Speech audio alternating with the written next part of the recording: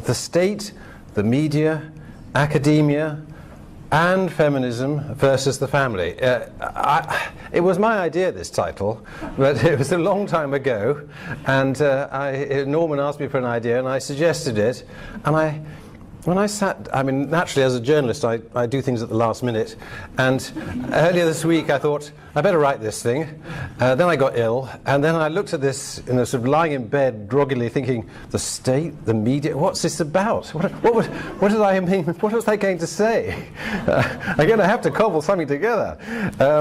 And so I started reading my own book, which feels like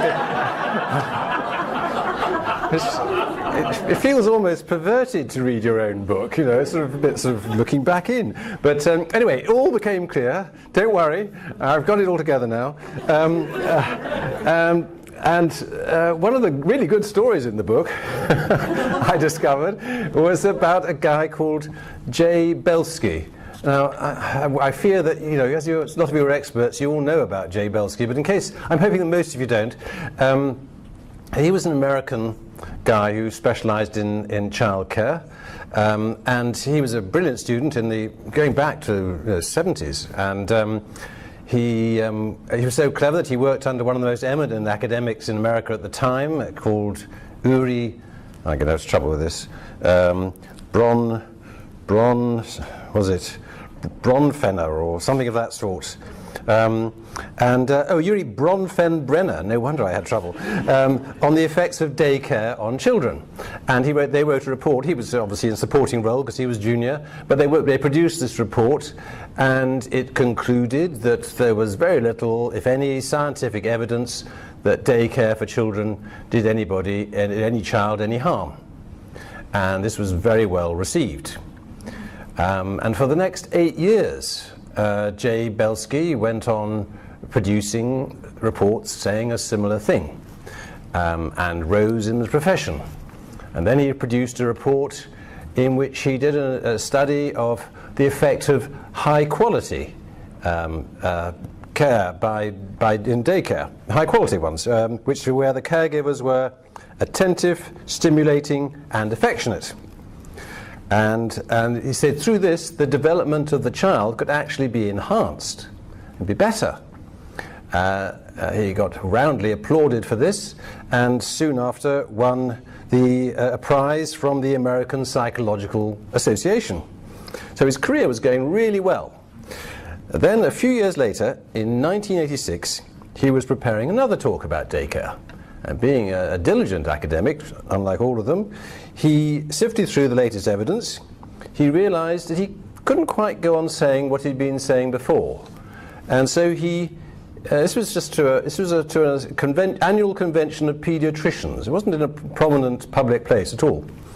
And he made in some cautious remarks. He said there was a slow, steady trickle of disconcerting evidence which linked daycare in the first year, just the first year, of a child's life with worrying things such as insecure attachment to the parent, increased levels of aggression, and disobedience when the child was aged between 3 and 8. All very precise. Note it was a risk factor, which among these people it means very specifically it's not the end of the world.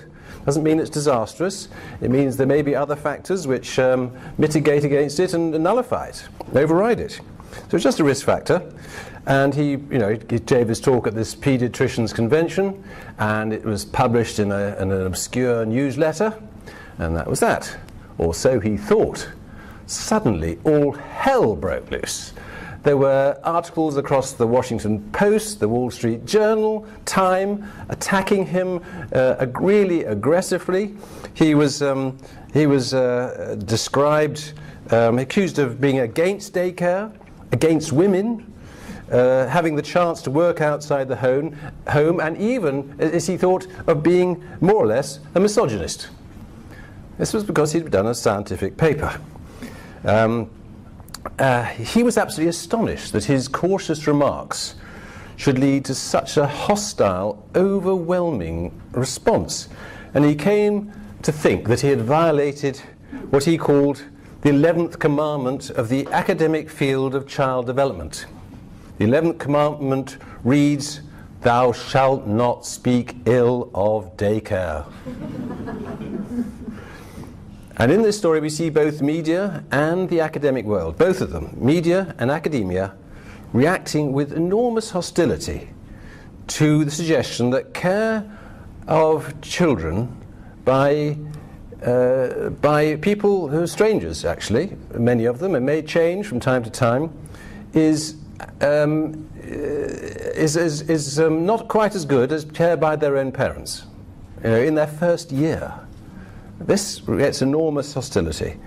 And the attitude of the media and the academia, too, in this instance, I suggest is contrary to the interests of the family in general and contrary to the interests of children in particular.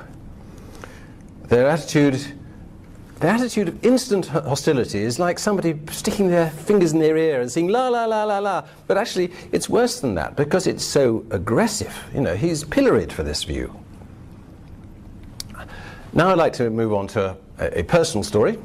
When I was researching the welfare of nations, the more recent book, I travelled around to 11 different countries because I was comparing how different countries do different aspects of welfare states, and which was enormous fun.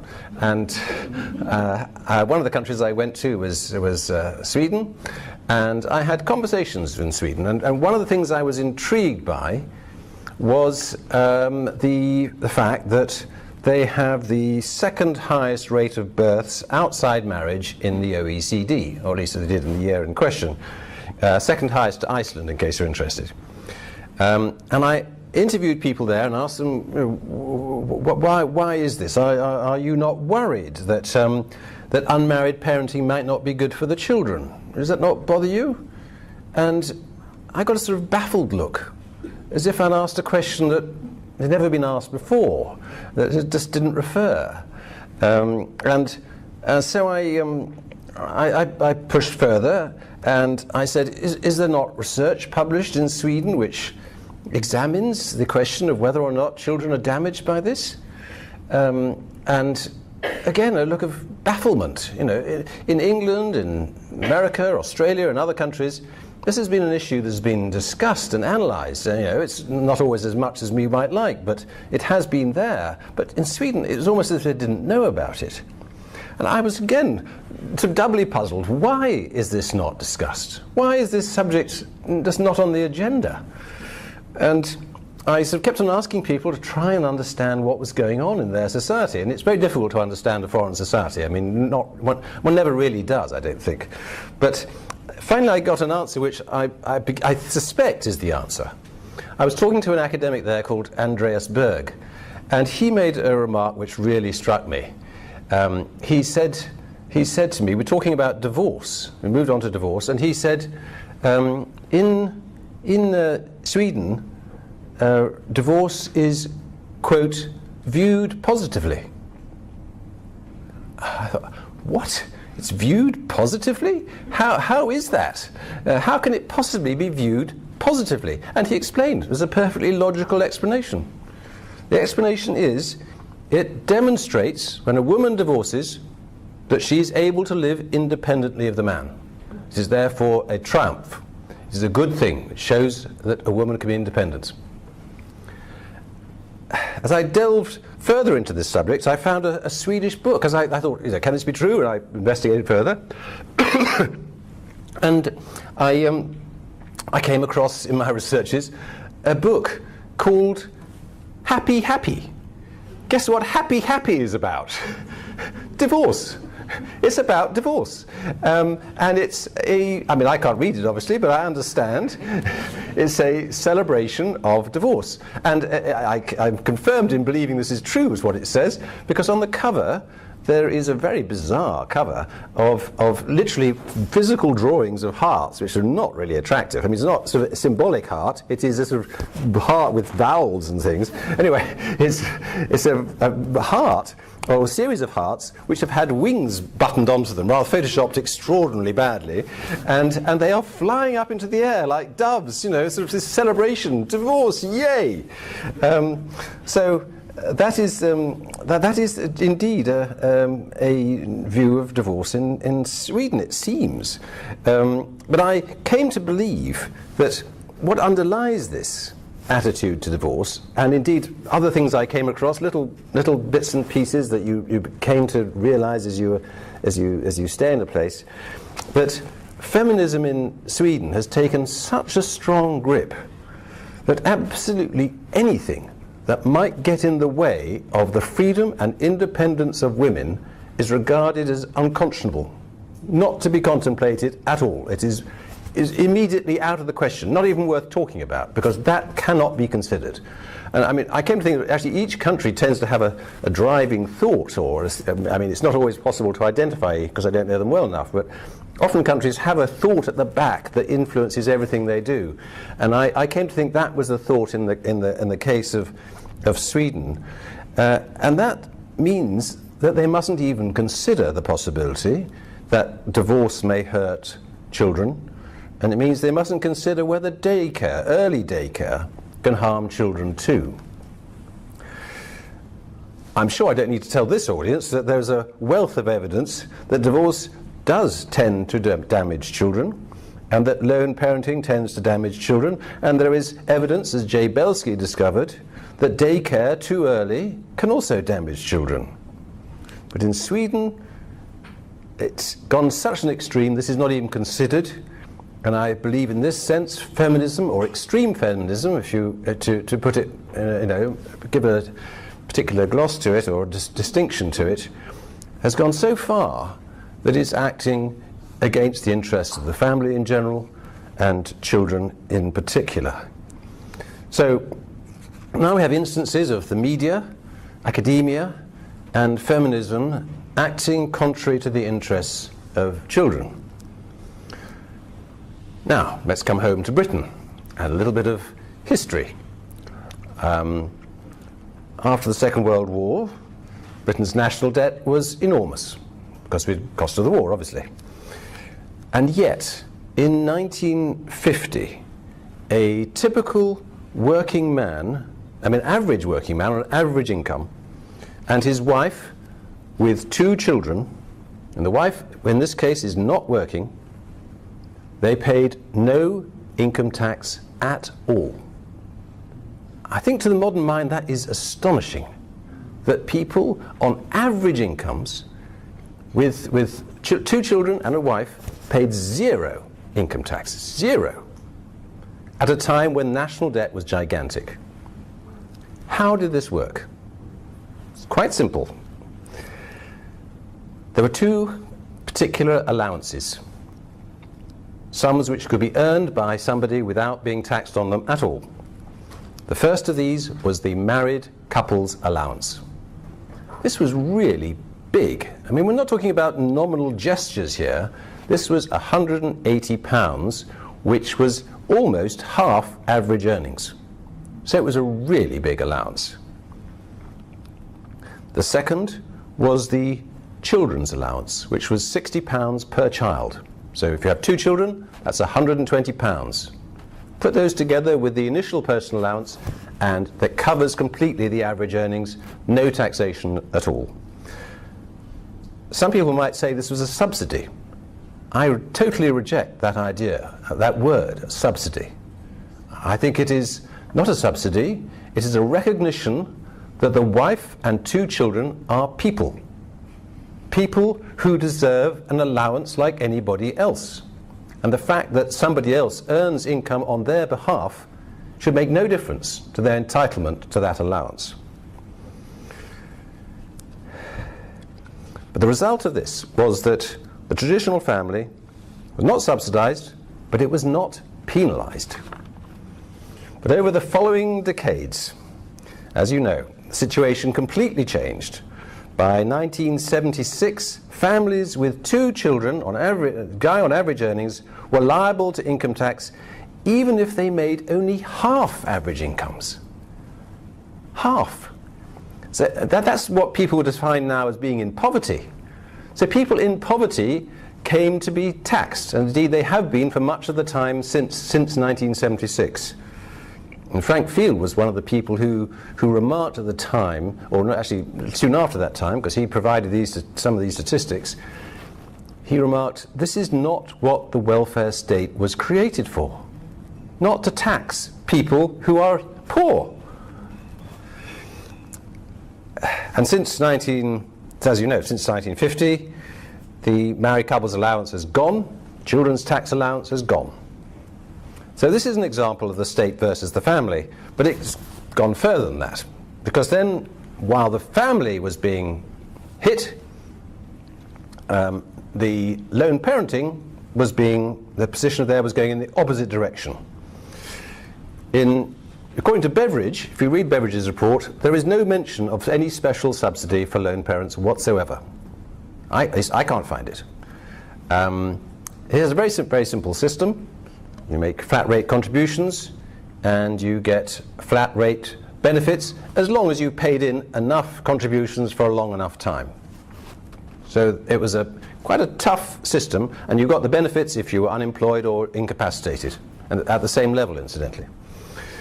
But there was a woman who had a child out of wedlock would get no special provision. If she had worked previously and built up entitlement, she might get some money for unemployment benefit, but she would not get anything else, and she would probably have to live with her parents. Not surprisingly, the parents wouldn't be very thrilled, and that's one of the reasons why lone parenting was quite rare. All that was changed. It got to the point where and actually I should also add that if you didn't get national insurance, you could get national assistance on means-tested basis. But part of the means testing would be saying, well, you obviously don't need housing because you're living with your parents. So it wouldn't be that kind of thing. Well, okay, we'll give you a house and give you housing benefit and council tax benefit and free milk and blah blah blah. It would be, you're with your parents. That's fine then, no problem. But that all changed, and it got to the point sometime in the 70s when lone parents got to the top of the council housing queue, and so a child out of wedlock became a passport to a home, an independent home, with money, and in due course with no requirement to seek work until the youngest child was 16. That meant you could spend decades not being required to work and being subsidized by other taxpayers, and you could develop a lifestyle.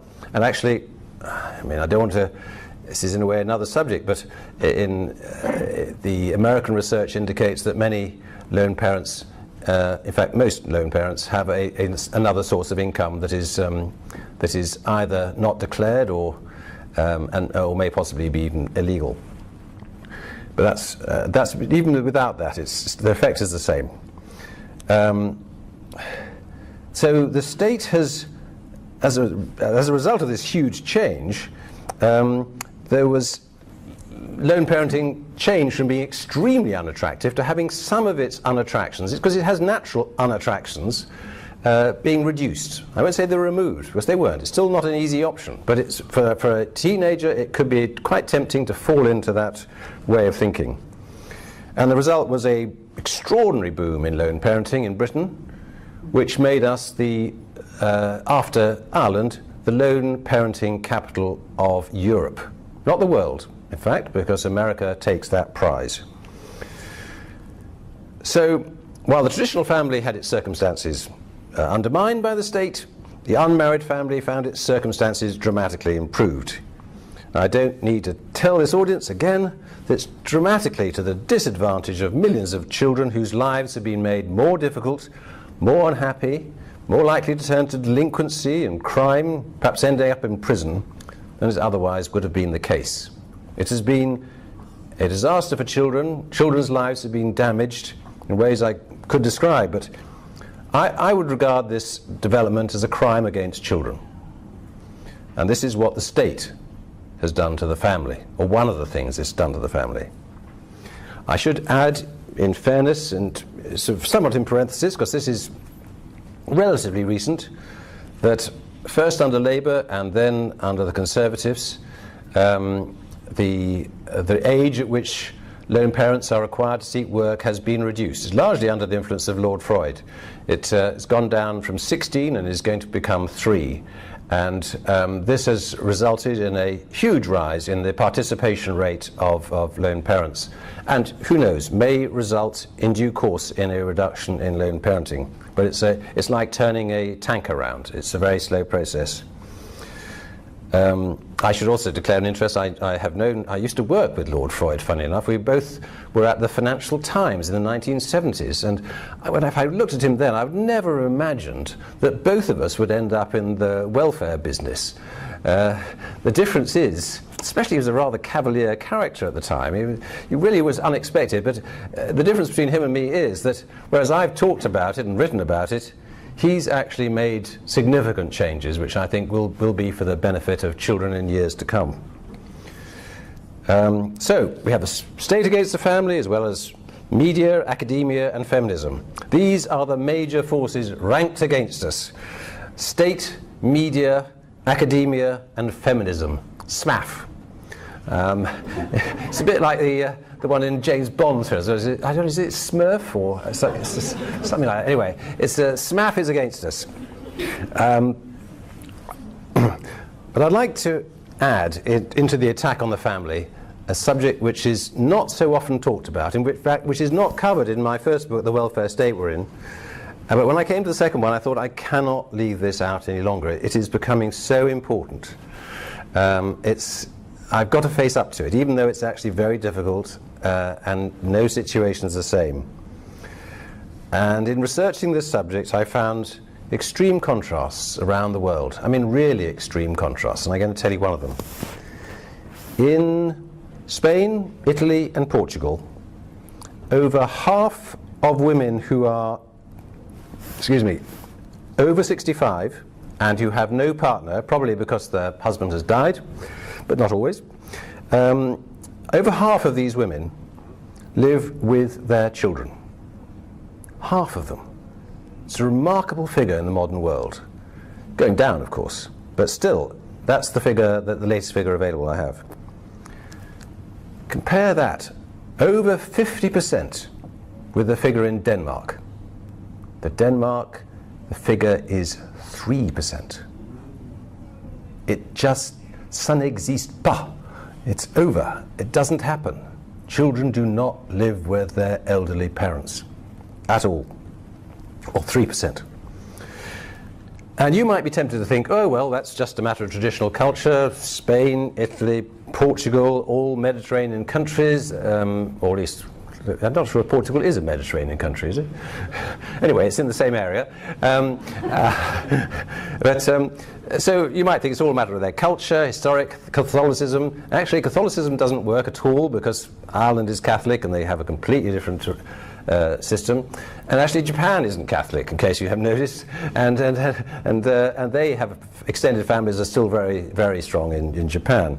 But you may say, well, it's cultural, does it matter, and does it matter anyway? I'm going to start off by saying, does it matter? If you look at the research and the circumstances of elderly people, you find some pretty disturbing information. Yes, elderly married couples are perfectly happy on the whole. I mean, they are among the happiest people around. But once one of them dies, they may still, the person left, usually, but not always the woman, may continue to be happy. But that is not the average. The average, she is more likely to be lonely. That's a subject which is not discussed enough. Lonely, and she's more likely to be depressed. You may say, well, she can go to a retirement home. That's not good news. The depression is likely to become worse, significantly worse, or more common, should I say. More people who go to retirement homes are depressed. And when I say depressed, I don't mean a bit down in the mouth occasionally. The research that I've looked into this, one study of retirement homes in England asked people if they wished they were dead. 21% of the people in these retirement homes wished they were dead. It is a grim, grim thought.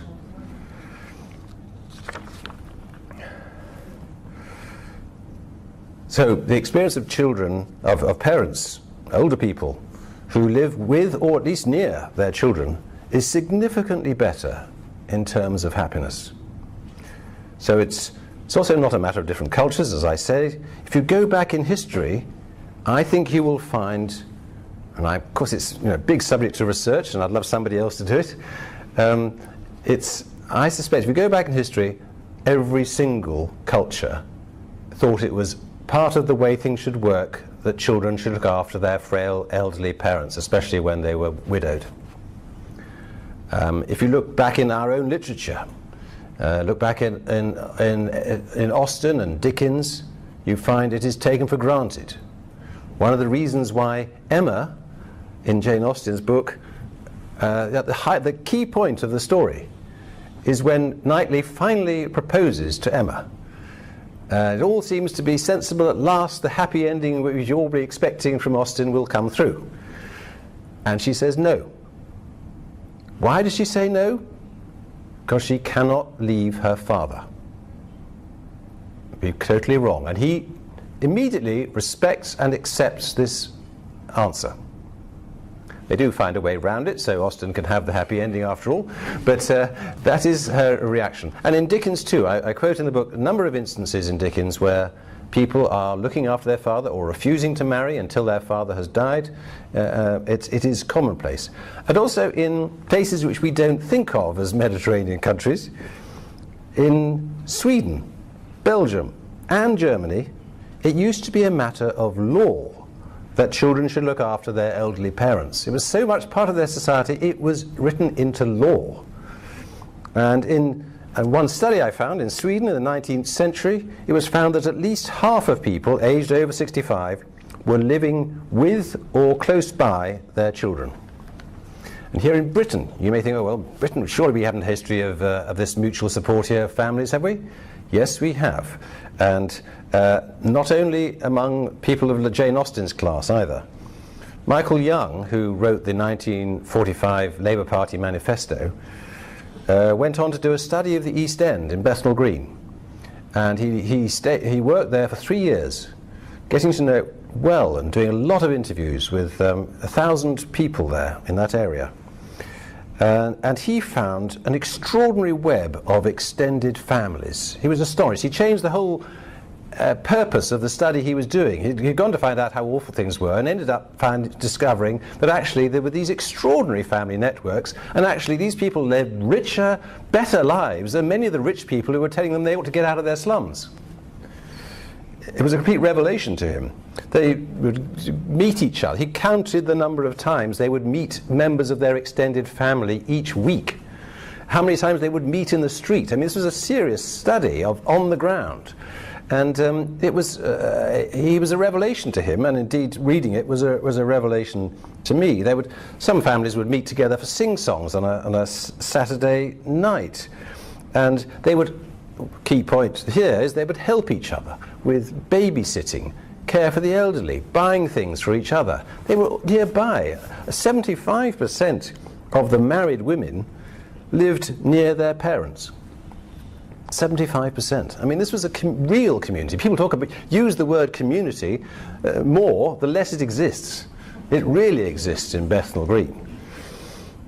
And his comment was at the end was, there was an older organisation that preceded the welfare state, the extended family.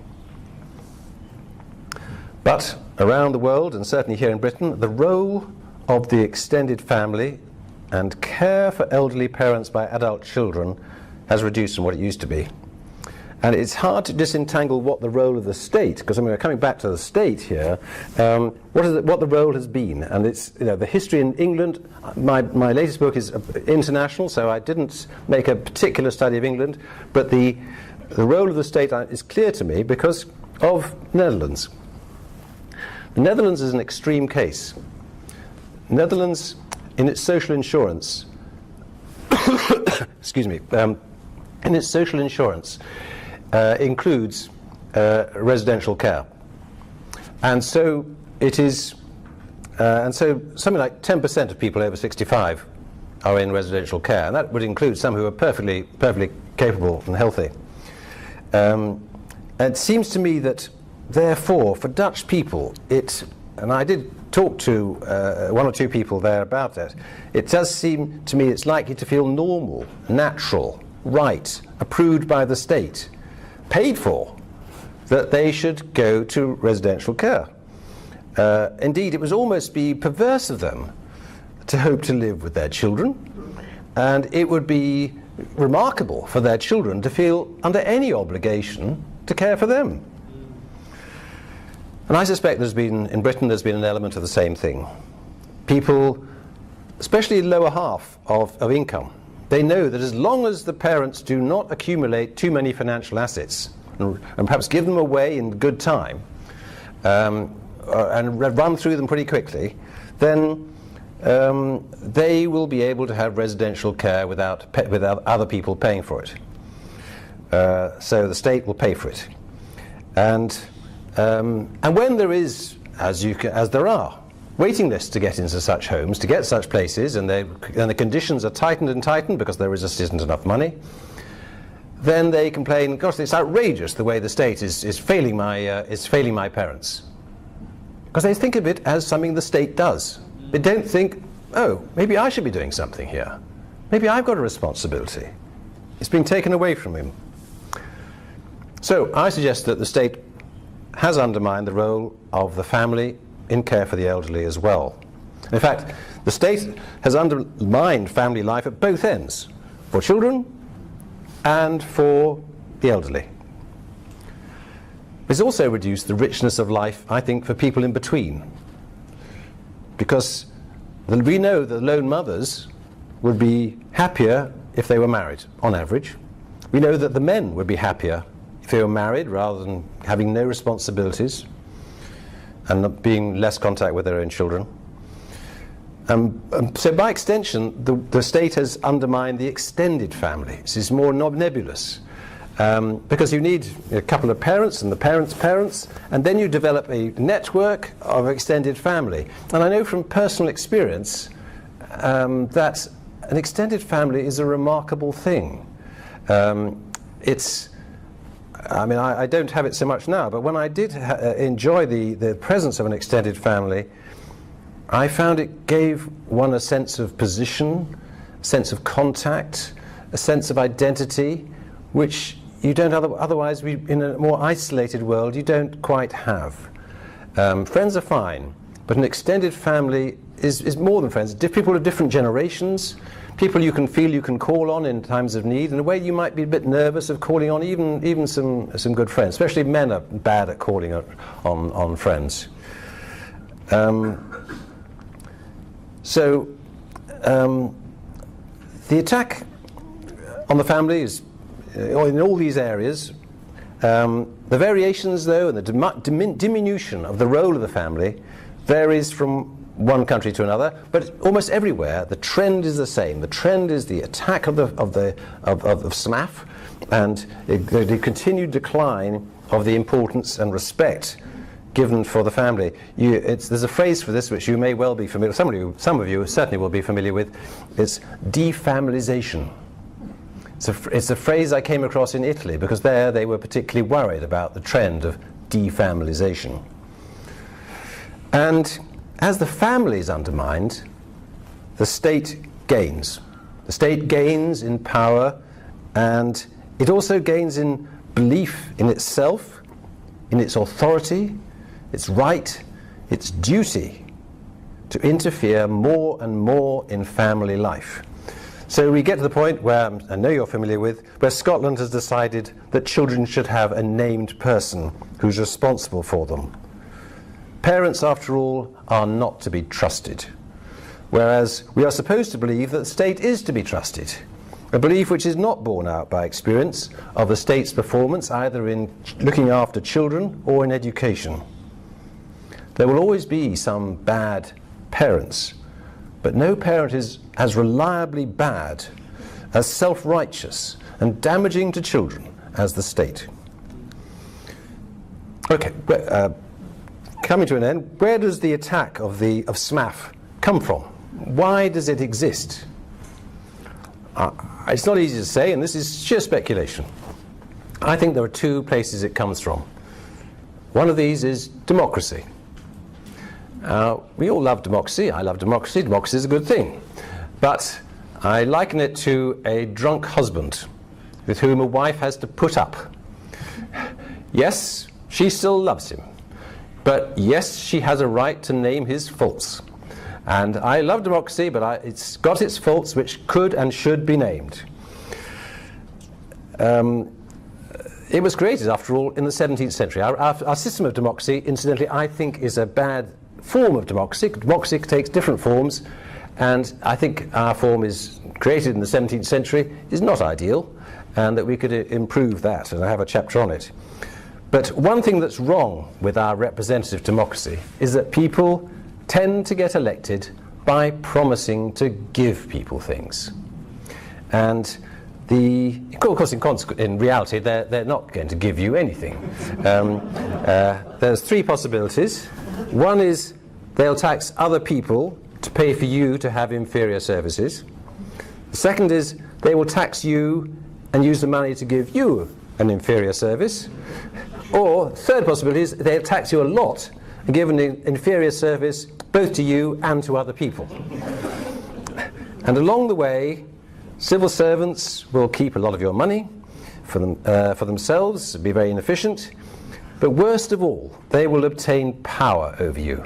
Because before they let you have some of your money back, some of your services, your poor services, they will make conditions. And they will ration.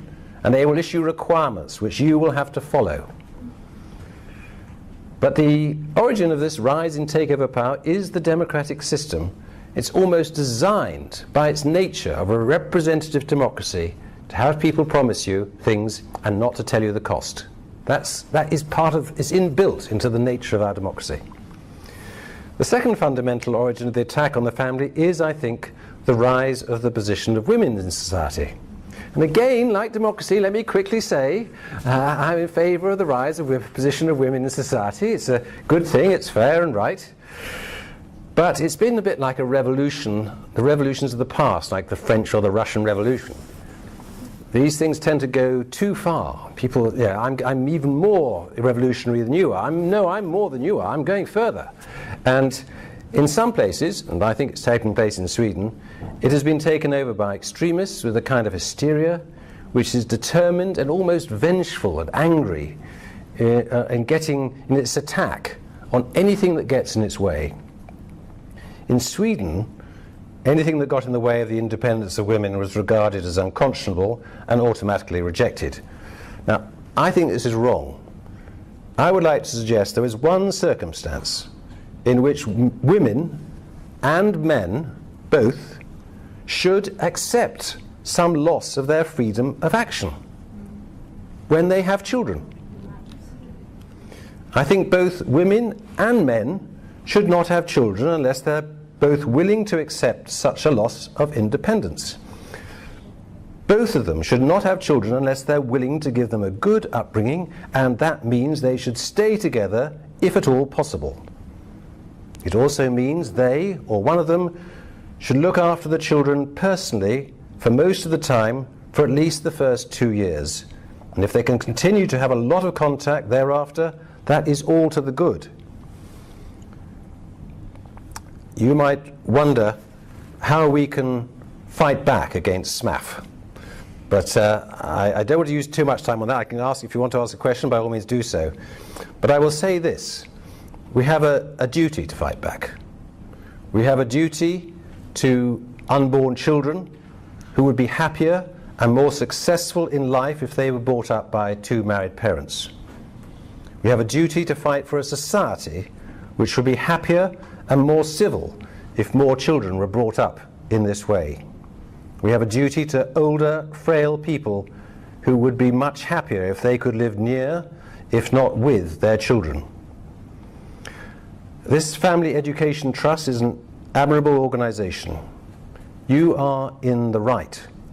All power to your elbow. We, on our side, have the data Actually, we have more than the data. We have the truth on our side and the interests of children on our side. This is a battle we must never tire of fighting. Thank you.